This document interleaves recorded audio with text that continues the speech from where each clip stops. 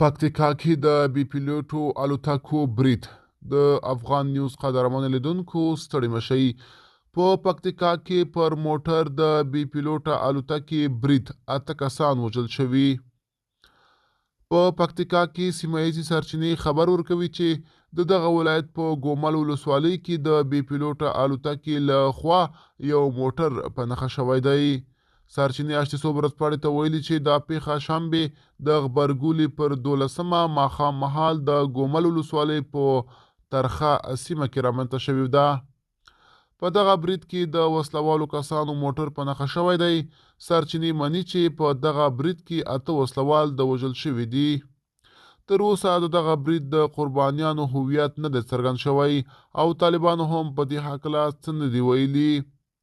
دغه راز تر اوسه معلومه نه ده چې دغه الوتکه د کوم هیواد ده. تر دې دمخه هم د افغانستان او پاکستان په سرحدي سیمو کې د پاکستاني پوځ له لوري څو ځلې د ټي ټي پي پر غړو ورته بریدونه شوي دي. بلخوا په بلخ او نیمروز کې ترافیکي پیښو 9 کسان مړه او 9 نور ټپیان کړل. په بلخ او نیمروز کې سرچینې وایي چې په دغه ولایتونو کې د ترافیکي پیښو په ترڅ کې 9 کسان مړه او 9 نور ټپیان شوي دي. د بلخ د طالبانو امنیه قومندانۍ په یوه خپره کړې خبرپاڼه کې ویلي چې جمعه د غبرګولي پر 11مه د دغه ولایت د شولګرې ولسوالۍ په حسن خیلو کلي کې د یوې ترافیکي پیښې په ترڅ کې 15 کسان مړه او 15 نور ټپیان شوي دي.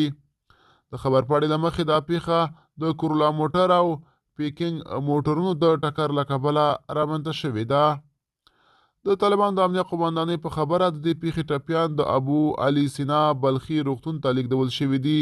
بلخوا د نیمروز ولایت سرچینې هم وایي چې دغه ولایت مرکز رنج ښار تر څیرمه د یو بار وړونکي او یو چټک موټر د ټکر له کبله 4 کسان مړه او 2 نور ټپیان شوي دي.